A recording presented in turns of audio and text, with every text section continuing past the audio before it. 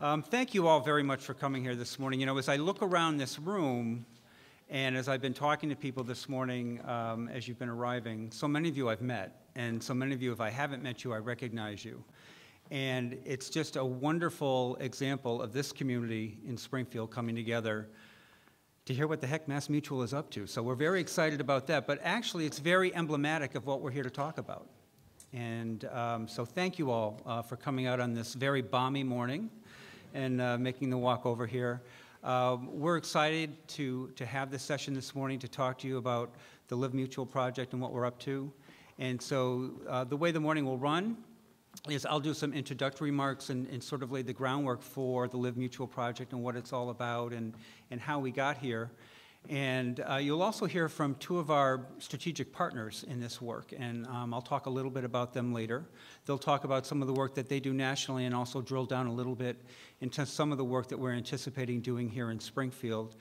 And then we'll have a panel discussion. I'll actually moderate a panel with three other representatives of local organizations who are our local partners for the work that we're actually going to be doing here in Springfield. So hopefully it'll be a very learning session, very good learning session for all of you. And we want to make it an interactive session. So you'll see the slide behind me. We are using a technology known as Mentimeter, I believe it's called. And so we're going to be asking people, do they have devices? Is that how they... All right, so everybody has a device. Hold up your device if you have it. All right, very good.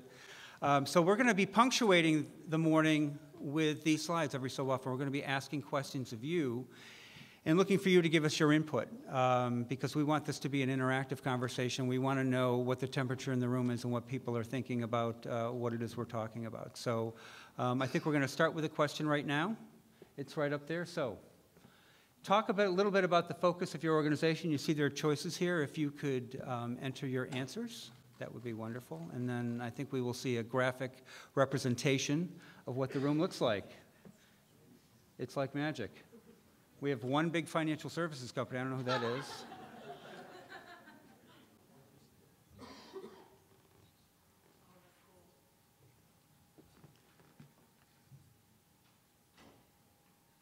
So, wow. So we've got, oh, more chunks. Here we go.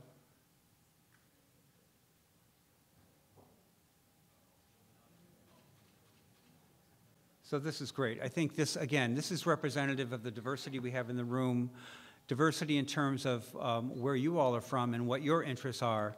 And it's also nice that it's representative of the greater community here in Springfield. So it's good for us as MassMutual to have you here. And to see this and to see the diversity in terms of organizations in the room, I think it bodes well for the conversation that we'll be having today. There's a category missing. Which category is that, sir? Saving our youth. Saving our youth, okay. Stand up, there he is, right there. Again, thank you all for being here. So we're here to talk about the Live Mutual project. And I know many of you have maybe had some conversations with some of us about the Live Mutual project and what it is. I want you to not get hung up on the word project, because project also almost in and of itself is finite, a beginning and an end. It's really more than a project. It's what we're really here to talk about is a new approach that we're taking at MassMutual and the MassMutual Foundation to community engagement. It's an approach that we're very excited about. And it's an approach that's actually very derivative of who we are as a company. 167 years ago, 31 friends and neighbors came together a couple blocks down the street and actually formed what would eventually become MassMutual. It was 31 people coming together to pool their resources and their money and other resources in order to watch out for one another and build a safety net and really assure that folks in that community would be taken care of if something were to happen. And so in that spirit, we did some introspection and thought about how do we engage in the community? How does the foundation show up in the community here in Springfield and in communities around the country? And I think not unlike a lot of corporations and a lot of folks involved in corporate giving, we looked at our portfolio, and as many of you know, we've been making investments for many years in the areas of education and specifically around financial education and also economic development. Those have really been sort of the two pillars of our involvement in the community here in Springfield. And so we stepped back from that and we said, you know, That's good, but a lot of our efforts appear to be disconnected. And so, what's a way for us to really step back and look at what we're doing and figure out what is it we want to accomplish as a corporate citizen? And, how can we, in the spirit of Live Mutual, the belief that when people come together, great things can happen, how can we then recalibrate ourselves and land in this community in a way that makes sense? I have technology, which is great. There we go. So let's do a little level setting. And so when we looked at the landscape, it's really remarkable when you talk about what's going on in this country economically. Very strong overall, very strong economically. Communities most communities are thriving. However, there are communities right here in Springfield and all around the country that are stuck. There are communities that just can't seem to get their financial footing. These are hardworking families. These are people who are trying to make ends meet. However, they just don't have the resources, the social capital or the financial capital, in order to get ahead. So we felt it was really important for us to begin to focus our efforts on a community basis, on those communities where people are being left behind, because we know they don't want to be left behind. They didn't choose to be left behind. But given the right resources and giving the right opportunities, we're confident that working with people in the community, we can help make their lives better and help them get their financial footing. So this is a compilation of statistics offered to us by the Center for Financial Services Innovation, who you'll hear from a little later, as well as the Aspen Institute and the Federal Reserve. But these are some pretty stunning statistics when you think about it. Right now, according to the experts, only 28% of Americans could be considered financially healthy. Nearly a quarter of Americans are getting their financial services and resources from what could really be ostensibly called predatory practices, predatory lending, check cashing, payday loans, pawn shops. Those are the basis.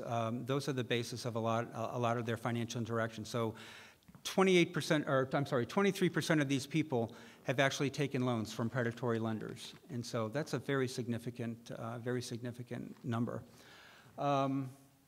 If you consider the interest and the fees that they pay for these types of loans, it amounts to roughly 10% of their income, and it's really the average percentage of what an average family in America pays for groceries and other essential services. So they're taking that money that other families are spending on food and shelter and things that they really need, and they're using that money to pay fees, exorbitant fees and interest on some of these predatory financial instruments. So that's definitely a problem. And if you take that money away, if you take that money out of the interest or out of the pockets of the predatory lenders, and you come up with about $108 that a family could have monthly to go to things like gas and food and rent and clothing and that sort of thing. So it's pretty remarkable. So there's definitely, as I mentioned a few moments ago, while many of us are fortunate enough to enjoy prosperity in this country, there are people who are mired in this sort of situation, and these are the folks that we really want to pay attention to.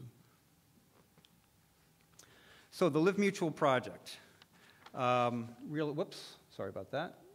Live Mutual project. So again, I want people not to think so much about a project per se, but really about an approach.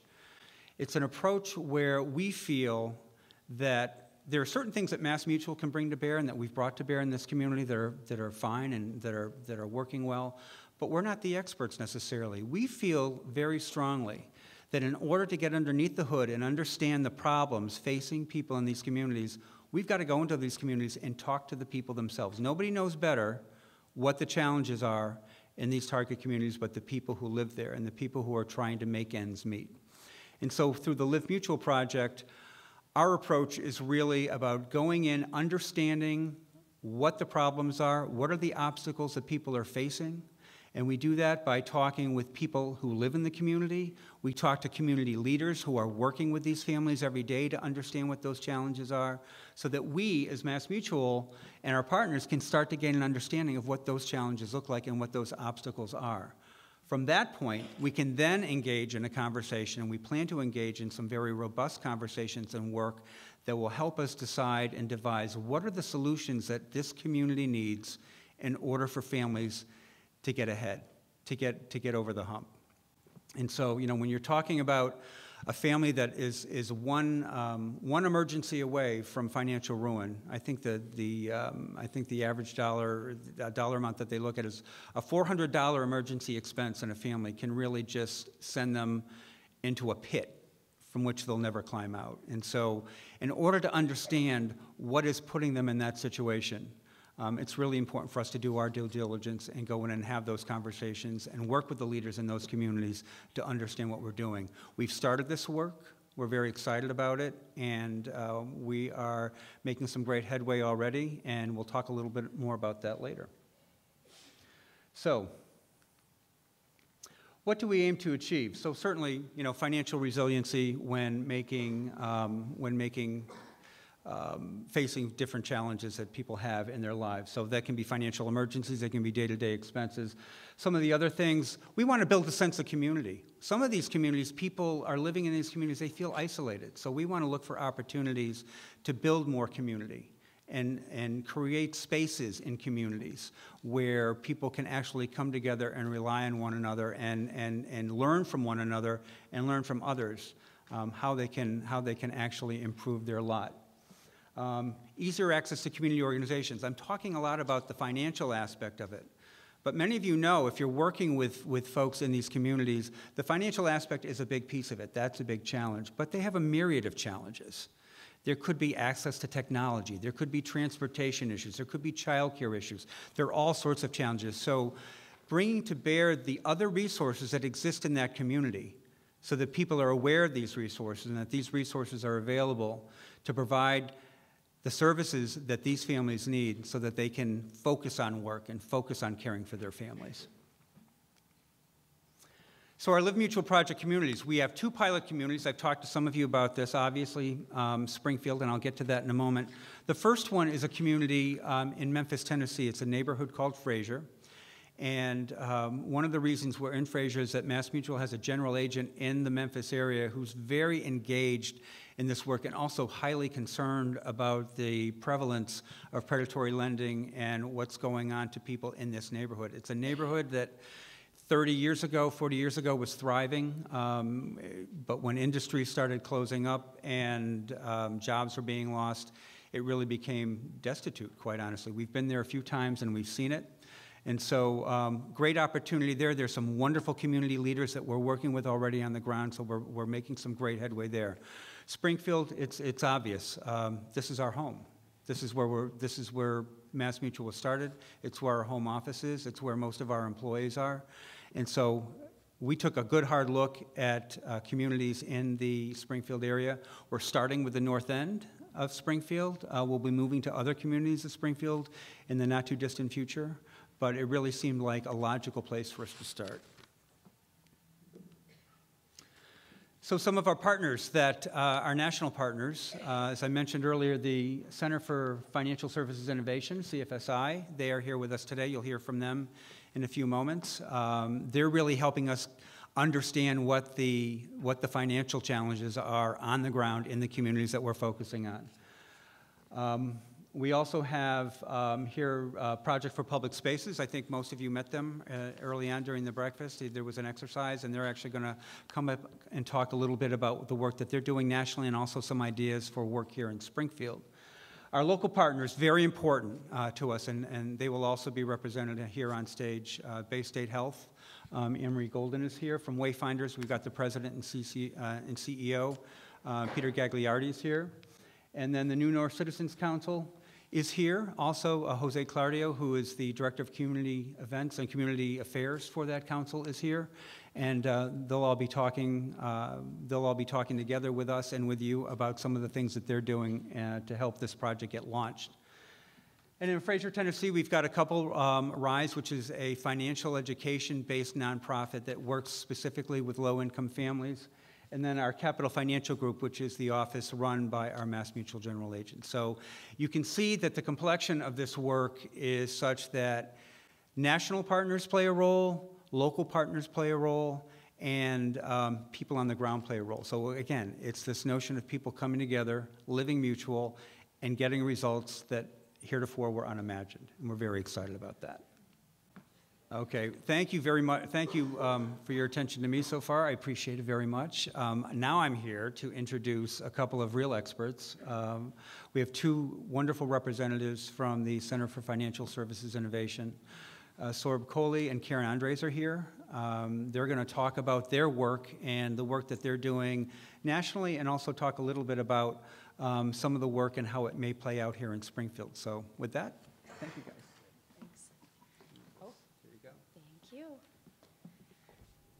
Dennis is a little bit taller than I am. Good morning. My name is Karen Andres. I'm a vice president at the Center for Financial Services Innovation. I apologize, I'm also at the tail end of a cold. I blame my children. They're convenient for that. So CFSI is a national nonprofit. We're headquartered in Chicago. So we've traveled a little bit to get here to Springfield.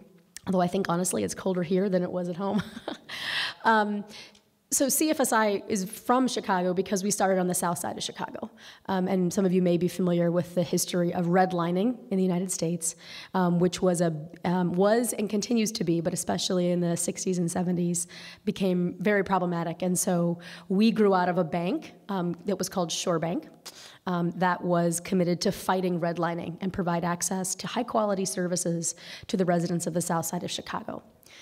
15 years later, Shore Bank no longer exists, but CFSI does, and we carry that spirit on into the work that we do. Our mission is to improve the financial health of Americans, and we do that in a few different ways, but primarily, we work with a national network of, now I think it's over 160 companies, and this is a diverse group, so big companies like MassMutual, the biggest retail banks, small financial technology startups, everybody in between, including a lot of innovative nonprofits who are all in different ways working to improve the financial lives of their customers, their constituents, their employees. There, got it right. So when we say financial health, what do we mean by that? And I want to connect something Dennis was saying here. Truly, when it comes to the people in Springfield, you all are the experts, right? Just very clearly, you see their needs in different ways all day, every day, and so I suspect that not much of what we say would be a surprise to you, but we're here to kind of give a common language to it, right? So that we can all, when we're thinking about collaborating and working together in a really mutual sense, we have a common vocabulary with which to speak and communicate and try to solve problems mutually. So for us, conceptually, financial health is when you have a day-to-day system that functions well, that allows you to be resilient in the face of an emergency or a shock, and that allows you to pursue opportunities in your life. And I think it's also worth calling out that the point of life isn't to be financially healthy, it's to enjoy your actual life, right? And so what we want is for the financial stuff to melt into the background so people can go out and do the things that really matter, right? And I think that's worth putting in context when we think about we're not helping people financially so they can become wealthy. We're helping people financially so that they can go out and live their real lives. Oh, well, I am not winning on this. Okay, so as Dennis said, if you read the newspapers, you would think that everybody was doing great in America, right? We've got the soaring stock market. We have unemployment at historical lows. It's really looking terrific out there for everybody, right? Does that sound right to you guys?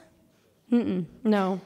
It doesn't sound right to us either. If you only look at macroeconomic indicators at the aggregate level, that just doesn't tell the story of what's going on in the majority of American households. So the reality is we have $13.3 trillion in total household debt. That is more debt than before the most recent crisis, than what we had in 2008. We have somewhere between $6.8 to $14 trillion in a retirement savings deficit. And then so many of you have experienced or heard yourselves about the $1.5 trillion in student loan debt that is impacting people, not just the millennials. This is impacting increasingly retirees, with their own student loan debt or their co-signed debt for their children and grandchildren. I'm seeing lots of nodding here. I'm suspecting you guys are seeing this in your work. Absolutely. So if this is what's really going on in America, how do we look at this at the household level? So we have spent the past 5-ish years, really digging in and trying to understand how can we create a set of indicators that can be used across financial services companies, nonprofits, a language to really help companies measure and understand financial health. I think about it like this. If you walk into a doctor's office and you say, you have a cough, well, do you have a cold or do you have tuberculosis? The treatments are different. The same is true in one's financial life, right? And so we have to have a way to understand more deeply what is going on, what are the root causes, what are the drug interactions that are happening in someone's financial life if we want to be able to treat effectively. So after a lot of nationally representative quantitative research, we were able to boil down the 8 most statistically powerful indicators of financial health. So we bucketed them into 4 categories: spend, save, borrow, and plan.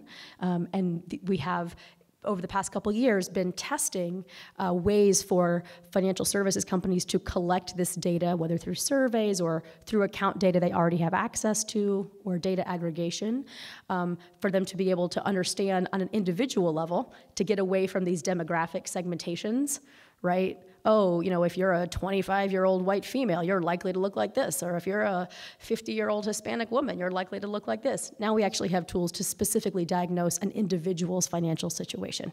So this is the basis for the work that we have been doing, or been beginning to do, with MassMutual, the Live Mutual project. And I'm going to hand it off to my colleague Saurabh to talk more through some national data, what have we found about America, and the work that we've been doing here. Alrighty, thank you so much, Karen. So these indicators are how we arrive at understanding one's financial health. And as Dennis alluded to, in the US today, only 28% of Americans are financially healthy, meaning that they meet those 8 measures. They're saving more than they spend, they are planning for the future, they are prepared for emergencies, but the reality is that a majority of Americans are not. 55% of Americans are what we call financially coping, meaning that they're struggling or challenged by at least a few of those indicators. And 17% of Americans are financially vulnerable, meaning that they're struggling across all 8 indicators. They have very little money to save, they have very little money to prepare for their future, and in many ways they're looking for help and resources. What we have here are some of the behaviors that pop out as when you think about what sets up someone to being financially healthy. The first is, they might have the behavior of automatically setting aside some money for savings. It's really tough to do, to take your income, pay your expenses, plan for the future, and still carve out something for the future. So the idea here is the more you can automate these types of behaviors, the financially healthier you can be. Same with building emergency savings, planning and saving for retirement, knowing how much you need, knowing how much you have, being prepared for that. Budgeting and tracking spending, knowing how much is coming in, what is due, what are your obligations. And the last piece of a behavior that correlates with financial health is talking with a financial advisor. And we realize with all of these behaviors, there is inherent privilege. Not everyone has the resources and the access to see a financial advisor. Not everyone earns enough money to even set aside savings, and to be able to plan for retirement is, something that half of Americans aren't even able to do today. When we think about the demographics behind financial health, there's a big narrative here about inequity in the United States, and it shouldn't come to be a surprise when we think about things like race, education, age, how these all play into someone's financial health. Our findings show, obviously, someone who is educated and earning a high income is more likely to be financially healthier than someone who is young and working a low-income job. Our studies show that white households are more likely to be financially healthy, which definitely ties to the narrative around the racial wealth divide in this country. We find that men are earning more and are also financially healthier, speaking to the gender wage divide. There are also other trends that play into how we see financial health. The generational prosperity gap, increasing costs of living, and what we call instability in the workplace. For the first piece, it should come as no surprise that someone who grows up financially healthy is more likely to be financially healthy in adulthood. And as I mentioned, this plays into a lot of research around the racial wealth divide. Some of our partners at a national level, Prosperity Now, have done a lot of great research around this, showing that the median white household has 14 times the amount of wealth as the Latinx household, and 16 times the amount of wealth as a black household. In terms of increasing cost of living, we've seen wages not increasing for a few decades. They've been stagnant, but cost of living keep going up. Food is more expensive, transportation is more expensive, housing is more expensive, and without wages increasing, margins are only getting tighter for most Americans. And to the last piece about instability in the workplace, there's a growing trend for large employers to contract work and to move full-time positions to positions where there aren't as many workplace benefits, to healthcare, other forms of insurance, and with that, you also don't have some of the same workplace protections. Also with this piece, we're seeing that a lot of Americans are working jobs where their wages are volatile and their pay schedules are unstable or often unpredictable. This clicker is a little hard. So taking our learnings of what we know at a national level and our portfolio of work where we're consulting with financial technology innovators and identifying different types of resources and interventions that can work for users, we're working alongside MassMutual to really think about this Live Mutual initiative in ways in which we together can have an impact in communities that most need it. In Springfield, just as Dennis said, it's been very important for us as outsiders to really talk to you all, the experts. So we started our work by connecting with a bunch of local community stakeholders, community-based organizations, financial institutions, and others who are involved in the policies that influence this community. From there, we've been talking directly to residents, especially those in the North End, seeing that's where we're starting our initiative. And with some collaboration and coordination help from our friends at New North Citizens Council and Wayfinders, we had an opportunity to speak directly with individuals in one-on-one interviews where we got to really understand the inner workings of their financial lives and all the other complexities that they're dealing with. And we also had a couple focus groups where we met in larger groups to discuss some issues that relate to the community and that relate to folks' financial health behaviors and preferences. And currently, we're going to be sitting down with the MassMutual Foundation and the team to really think about what types of resources and interventions are needed in this community. Our findings really correlate to what we're seeing at a national level. Across all four areas of save, spend, borrow, plan, the folks we talk to in the North End were struggling. Residents do not earn enough to pay for basic living expenses. The priorities for everyone we chatted were rent, bills, and food. And after meeting those three as best as they can, there was very little to be saved.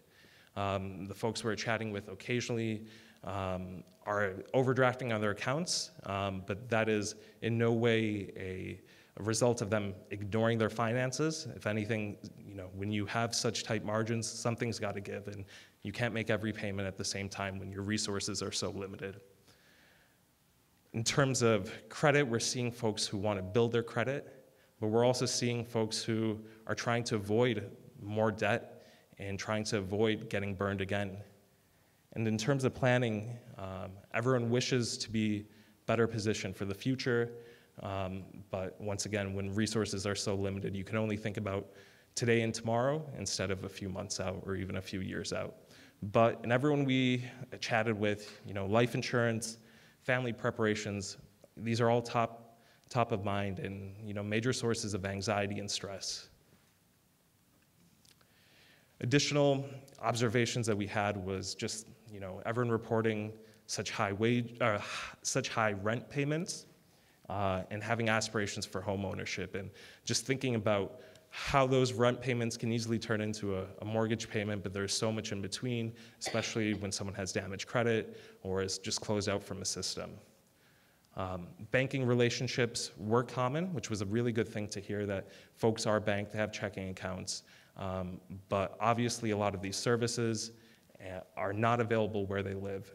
I believe there's only one ATM in the North End, and though a lot of the banks that folks are members of today were present in their neighborhood a few decades ago, that's certainly not the case today. There are barriers to employment. In some cases that could be language, but in many cases it's overcoming the catch-22 of having enough work experience to qualify for a job, or having access to reliable transportation before you even have a job. Some of these things are tough to put forth before you're in a position of stability. And even for the folks who we chatted with who had jobs, in addition to their financial stress and anxiety, they have anxiety about keeping those jobs and the security of those jobs. Will those jobs stay in Springfield? Will they continue to be in those positions? Something that was very apparent, and I know this is something that you must all see, is the overlap in financial health challenges with histories and current circumstances relating to anxiety, trauma, and other physical health issues. One thing where we see opportunity is just how powerful cell phones can be. Everyone we chatted with uses their phones often. They're receptive to using technology. So as we sit down and think about what types of personal resources folks can use, we realize there is power in technology and how that can be a part of the solution. Before we wrap up, I wanted to leave you all with some really powerful impressions that we had from our conversations with residents. The first is, how do you make $1 out of 15 cents? Really speaking to how income and resources are just so limited.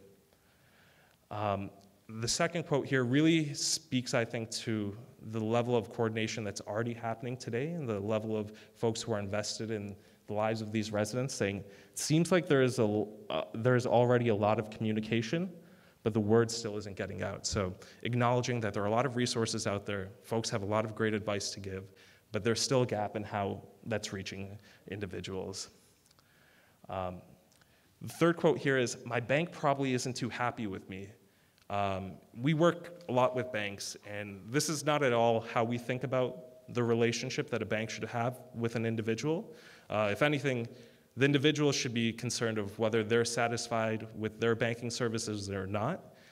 Clearly, this individual was, their financial anxiety is coming out in how they think their bank perceives them when their checks bounce, when they get hit with an overdraft. Even though they are the one paying those fees and incurring that stress, they still worry about how their bank feels about them, which is something that we hope to change. And the last quote here came out of a bit of a inspirational comment in one of our focus groups with Jose's team at New North Citizens Council, where one of the residents just really emphasized the importance of voting in politics, saying, we can't do it alone, but there's power in numbers, and really acknowledging that with the community so invested in its residents, there's a lot that can be done to hopefully overcome some of these challenges. With that, I'm going to hand things off to the other national strategic partner here, PPS, Project for Public Spaces, and the team there is Elena Madison, Kelly Verrill, and Emily Putnam.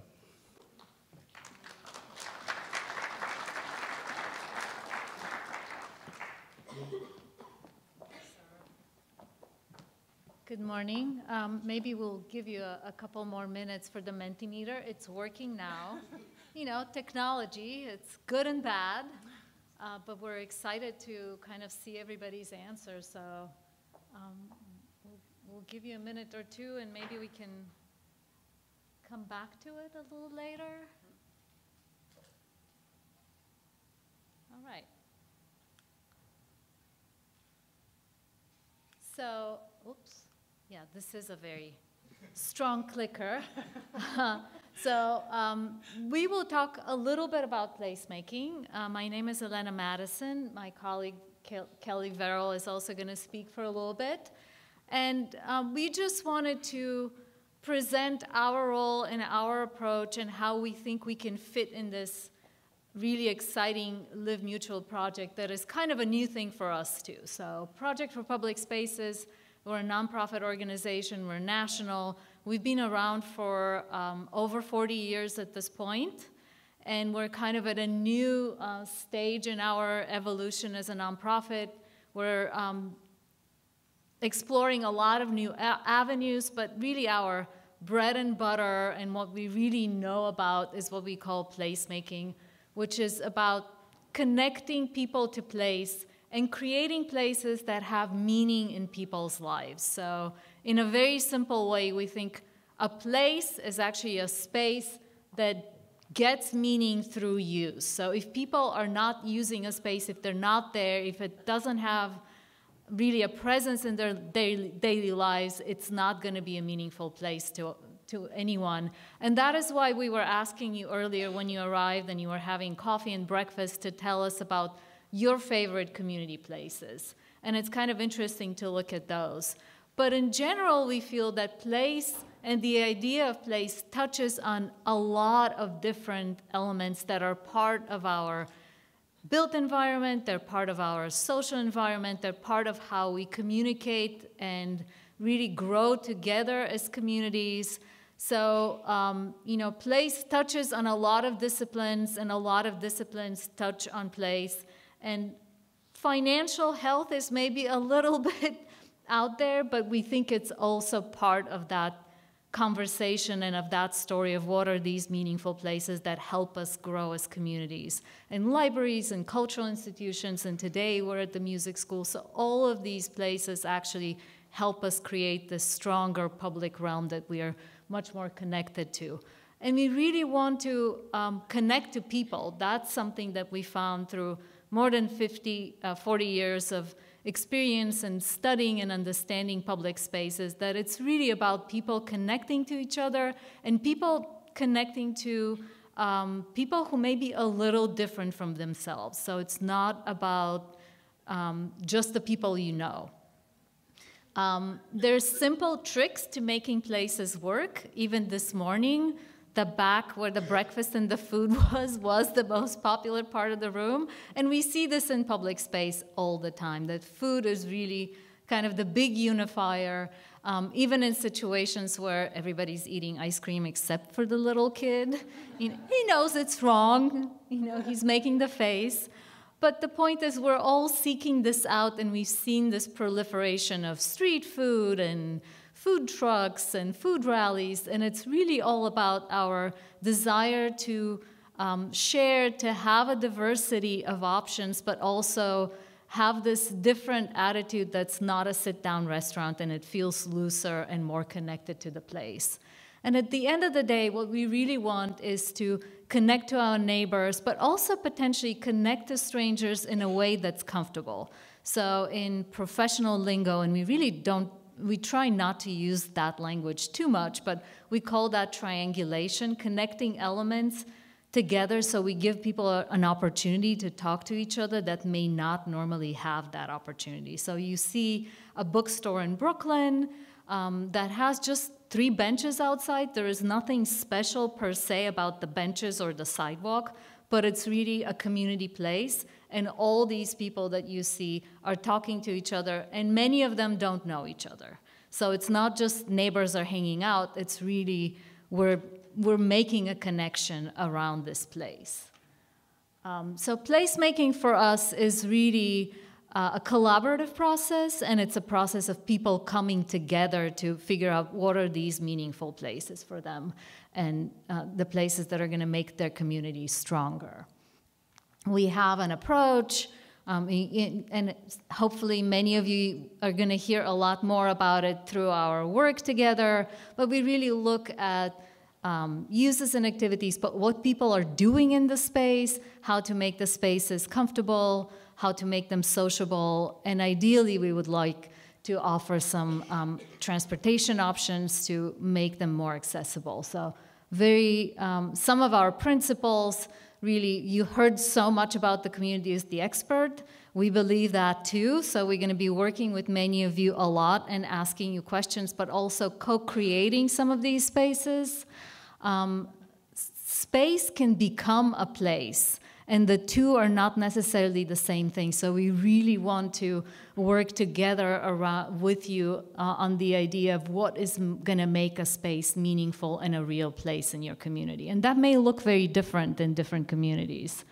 A big goal for us always is to program for diversity, so have things for diverse groups of people to engage and have a say and have a stake in that place, whether it's more programming for children or more programming for teens or library programming that's focused on groups that may not be out there in the space all the time or at the library. And we can't do it alone. Obviously, we all need help. We heard it already several times. So it really is a collaborative process.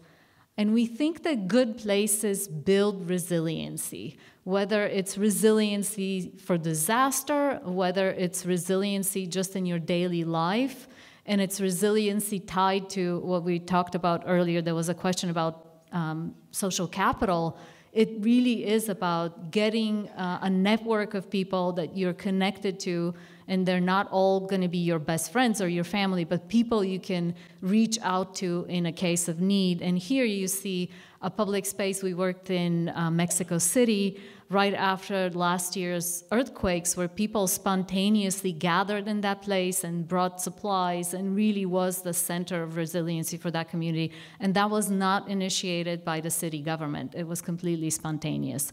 So I'm going to show you a couple of examples of what we've done with placemaking in a few places. One of them is downtown Detroit. I know you've been hearing a lot about Detroit recently.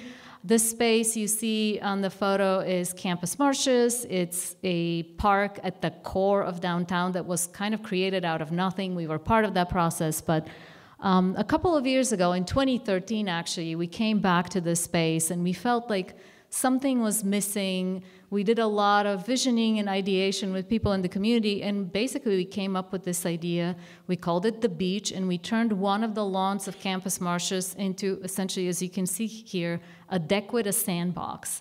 And this is what it looks like on a good day. Everybody came. And it looks very spontaneous, but some of these things were things that we were very intentional and kind of thoughtful about, working with the partners to make sure that kids are there, even though they don't live downtown, but there's a number of daycare centers. There was something for office workers to do. There was something for the families to do. And it really became a place where people from around Detroit and the region gather and feel like they belong, and they have a lot of different little things to engage in to feel like it's a good space for them. One of the key components of this space was the Beach Cafe, which started with like a little pop-up tent and coffee, and now has like a container. The whole installation is portable. In the winter, this is put away, and they put out the skating rink. So these are parts of the evolution of public spaces. And I'm going to show you something again, from Detroit that's very different, because if we're thinking of the North End, we're not necessarily building a beach there, although, I don't know, maybe we will. But this is a community in central Detroit that was really in distress. And we started working around a little produce store that was just selling produce because they couldn't really pull off a real market. And it was the local community development corporation that was running it, and there was a lot of effort going into it, but there was no place there. So we did workshops and meetings and presentations like this one, and we felt like we weren't reaching enough people, so we ended up organizing a community festival, and everybody came. And we had a lot of activities for kids, of course. We had our Placemaking in Detroit pop-up tent with a lot of questions, a little more directed than what you just did this morning. And you can see, like, everybody came, including people who may be considered a little problematic in the community, but they all felt invested. And they really told us what they needed, and it was a little bit about public space, but a lot of it was really about coming together and having opportunities to cook. So instead of creating a fancy plaza, what we ended up doing was adding a community kitchen to their produce store and a community room and fixing up some of the outdoor space. But here's their community kitchen. They do cooking classes. They actually incubate local businesses around cooking.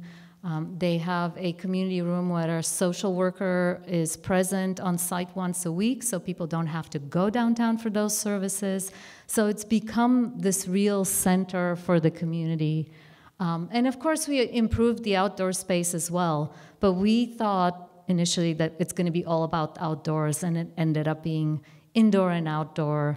And this is one of the most interesting parts of this work. So there was a ruined gas station that local folks, mostly older men, were hanging out and playing dominoes and cards, and were really the eyes on the street, and they knew everything and everybody and what was going on. So we just fixed it up a little bit, and they brought their own chairs. So when people bring their own props to a place, whether it's chairs or toys, you know it's really the place in the community.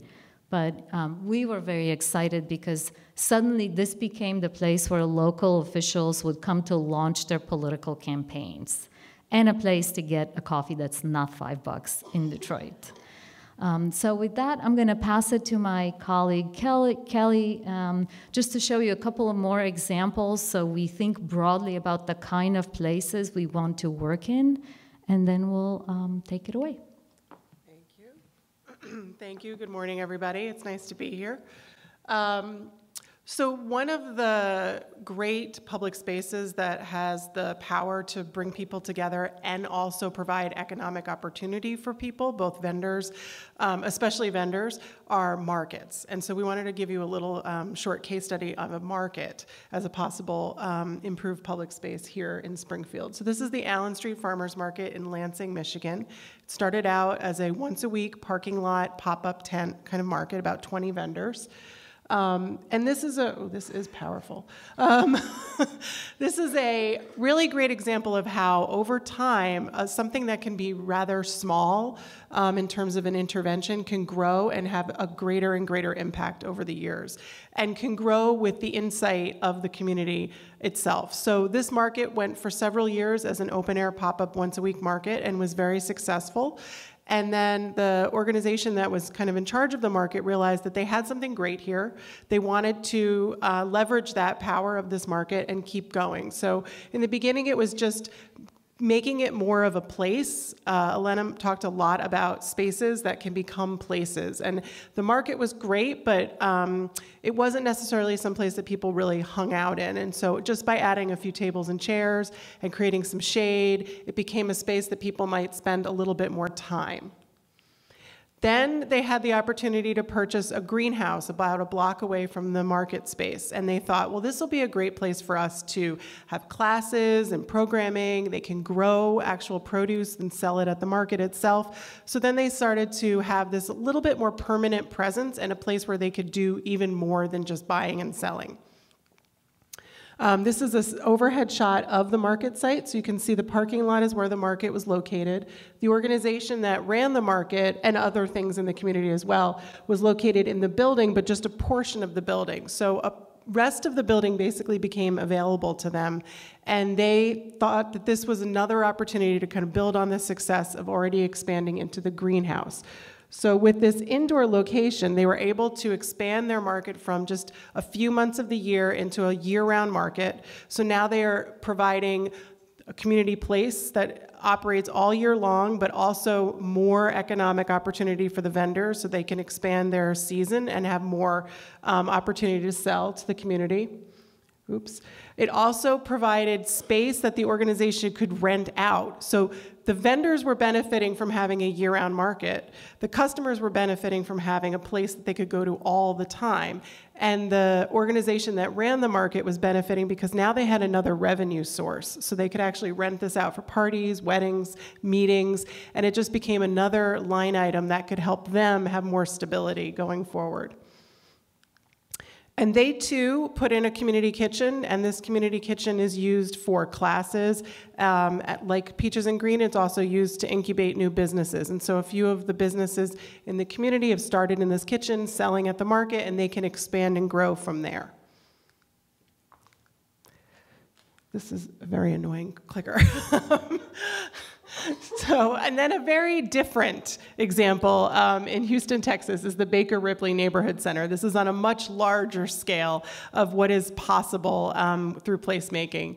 And this is this is sort of a community space, a sort of hub that is actually organized by a group called it was called Neighborhood Centers, Inc., and now they've actually changed their name to Baker Ripley. But they wanted to create a community hub, and they wanted to use placemaking to do that. So they wanted the community's input. And so we helped organize workshops for the community, public workshops, where people had, opportunity to really brainstorm what they wanted to do in the place, what they really needed, the kind of services they needed, and also how they wanted it to physically be laid out. It was very important to them. They had these beautiful mature trees, and so that became a really important part of the space, was keeping those trees and kind of working the space around those trees. And so this is an after shot of the Baker Ripley Neighborhood Center, and you can see it's almost like a small campus. But it really reflects the community and the needs and services that the community wants to see. So it has things like an immigration center, a tax center, a local community bank, a Chase bank. You see the credit union. It also has a library, charter school, some secondhand clothing stores, and a lot of public spaces that can be programmed flexibly, indoor, outdoor. So a variety of community events can be held there. People can use this all year and all week long. And this is just another shot with the playground. So it's really about getting back to what Elena was mentioning about triangulation. It's really about the power of placing multiple things in one place. And it can be everything from a playground and a credit union, and that there's actually more power in terms of impact and benefits on the community if all of these places are put in one place. So we are excited to be launching this project with MassMutual and CFSI today here in Springfield, and we are going to be working in the Springfield area through a pilot project for the next year or so. As mentioned earlier, our focus initially is on the North End. However, we are going to be starting up very soon a couple of projects in other communities in Springfield. So we hope to have a nice interaction with a number of you, depending on where you're coming from. We're looking to create resource hubs, and we want placemaking to kind of figure out what it is that those resource hubs should be. We are going to be, as I mentioned, in a couple of other communities, Mason Square and the TDI here in downtown. So we wanted to, have a good understanding of the entire city and kind of be able to touch a lot of different folks and communities. We use a term we call lighter, quicker, cheaper. And so we are really big proponents of an iterative process of that, the sense that you do not invest a large amount of capital and resources and time right away. You actually try things out, and you do a lot of different things, and you see how it goes, and you don't spend a ton of money, and you do them quickly, so you can immediately have impact. I know a lot of people get kind of fatigued by planning, and so what we're trying to do is do with the community. And so we'll quickly get ideas and do some planning, but we'll turn those ideas immediately into actions, and then we'll see what works, and we can kind of adjust accordingly and grow from there. And then that will be kind of the focus of our work in the North End. So we'll have a little bit more time in the North End to kind of do that iterative process and build off from there. And then in terms of the other two communities, we'll have to see, we'll see what is best. It might take the form of a smaller project, or it might take the form of like a one-day event. So that's the process we're going to be moving forward with as we launch today. Do you want to do the Mentimeter question? Okay, so we want to actually show you all the results of the map that we asked you to participate in yesterday. So we are, should I show this? It doesn't look like it's live. It's moved? Oh, awesome. Great. Okay. So we have, while we're moving the map over, we want to talk a little bit through the map. We have one more question for you about your favorite place. So a lot of you mentioned your favorite places and what you like to do here. And if you could just throw one word up on the screen of what's the word that you think of when you think of your favorite place? Yeah, that's nice. We need more peaceful places in this world.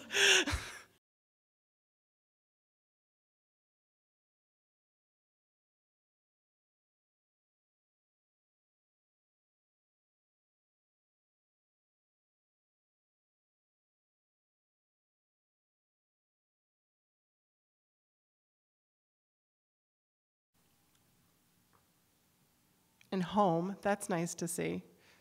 It feels like home.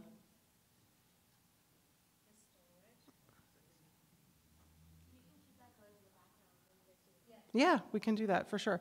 So as you all saw, you had your green and your orange stickers, and we asked you to identify 3 great places in Springfield with the green stickers, and 3 places that with a little TLC and maybe some resources and a little extra love and time are places that have great opportunity.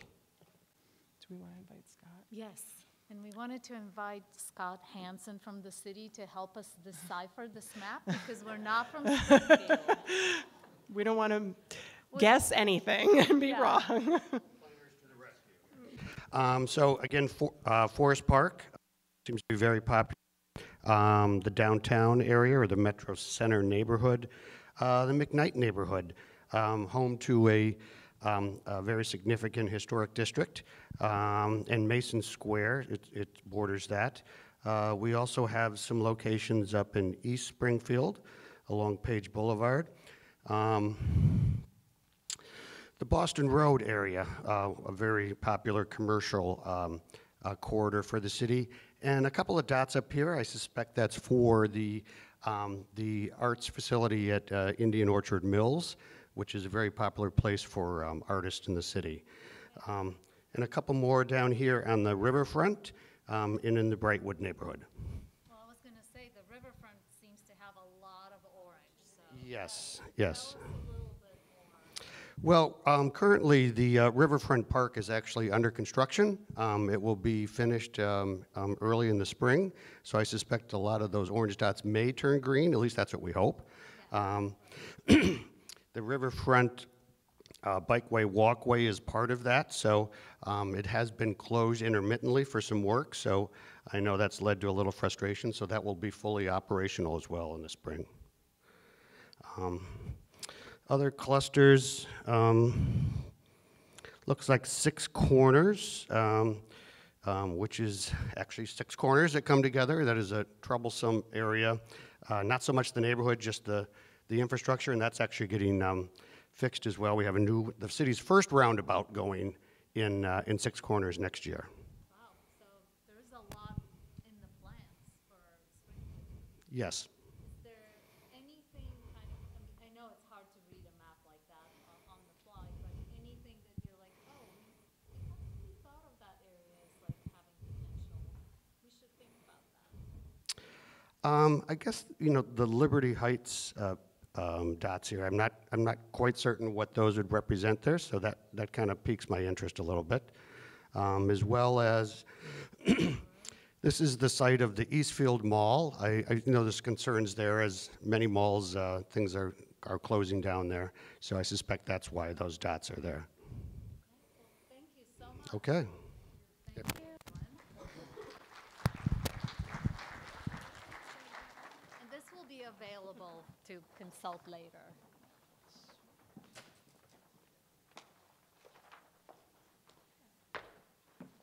Great, thank you guys very much. I just want to do just a little bit of threading, because what you've heard, you heard me talk a little bit about the basis for the Live Mutual project and what it's all about, and then you listen to our 2 partners. So if you think of it this way, if you think of these 3 sort of pillars, if you will, what MassMutual wants to bring to this is the conversation and the power to convene and the power to bring people together, and obviously financial resources where it makes sense. And then we have our partners from CFSI who are actually helping us do the diagnosis of what the financial challenges look like.